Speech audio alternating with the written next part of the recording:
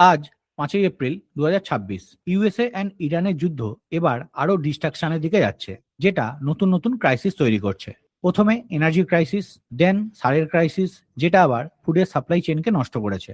এবার নতুন করে চিন্তা বাড়াচ্ছে আন্ডার সি কেবল।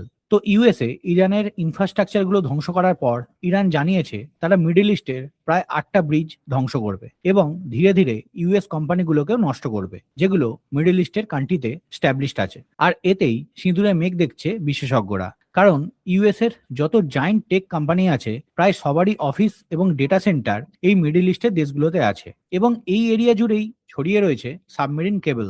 এই কেবলের মাধ্যমে ইউরোপ, পশ্চিম এশিয়া এবং বাকি বিশ্বের সঙ্গে ইন্ডিয়ার ইন্টারনেট জুড়ে রয়েছে, যেটা বিশ্বের গ্লোবাল ডিজিটাল ইকোনমির ব্যাকবোন। তাই এটাকে সঠিক রাখা অবশ্যই দরকার।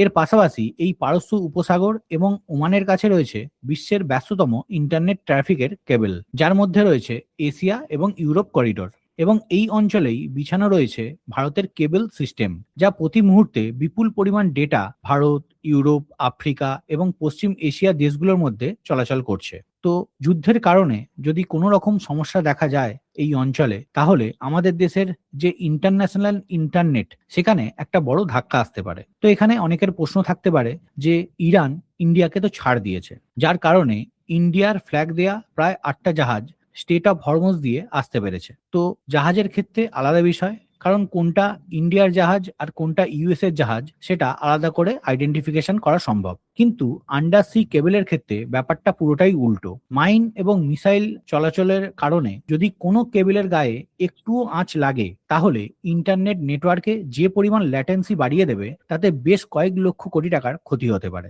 ভিডিও কল থেকে শুরু করে কর্পোরেট সার্ভার সবকিছু বন্ধ হবে বা অনেক ধীর গতিতে চলতে পারে, যেটা কার্যত কোমর ভেঙে দেবে ভারত তথা বিশ্বের ডিজিটাল ইকোনমির। এর পাশাপাশি YouTube, Instagram, Swift transaction, cross border payment system, মানে ইন্টারনেট নির্ভর যে কোনো পরিষেবা পেতেই সমস্যা হতে পারে। এমনকি গুগল ক্লাউডেরও পরিষেবাতে আউটেজ হতে পারে।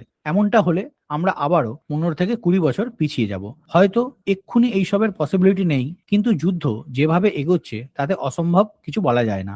এছাড়া যদি এইসব তার নতুন করে অন্য রাস্তা দিয়ে বিশতে হয়, তাহলে সেটা অনেক খরচা সাপেক্ষ এবং সময় সাপেক্ষ। তো এখনো পর্যন্ত এই যুদ্ধের আঁচ ভারতে পড়লেও সেইভাবে বিশাল ক্ষতি ভারতের হয়নি, এবং হরমুজে সমুদ সংকেত দিয়েই রেখেছে ভারতকে, যেখান দিয়ে তেল এবং লিকুইড গ্যাস ট্যাঙ্কারগুলো ভারতে আসছে। কিন্তু আদার্স কান্ট্রিতে, যেখানে বিশ্বজুড়ে জ্বালানি নিয়ে একটা অনিশ্চয়তা তৈরি হয়েছে, তো বিভিন্ন কান্ট্রি এই হরমুজ বাইপাস করে অন্যান্য রুট নিয়ে চিন্তা ভাবনা করছে, যেমন সুয়েজ কানাল এবং বাব আল মান্দাব দিয়ে ট্যাঙ্কারগুলো নিয়ে যাচ্ছে, যেখানে জ্বালানি, সময় এবং আর্থিক ক্ষতির বোঝা বাড়ছে। এবং ইরানের কিছু পক্সি আছে, তারাও এই জায়গাটা চোখ করতে পারে। তো এই কারণেই প্রত্যেকটা দেশ ইউএস এর ওপর চাপ সৃষ্টি করছে এই যুদ্ধ থামানোর। তো এই জায়গায় অনেকে মনে করছেন যুদ্ধ হয়তো আর কিছুদিন বা সপ্তাহ দুয়েক চলবে, তারপর সব ঠিকঠাক হয়ে যাবে, একটা বড় ডিস্ট্রাকশন হবে, তারপর যুদ্ধ হয়তো থেমে যাবে। কিন্তু যুদ্ধ যদি থেমেও যায়, তাহলে কিন্তু সব সমস্যার সমাধান হবে না, কারণ যুদ্ধ শুরুর পর থেকেই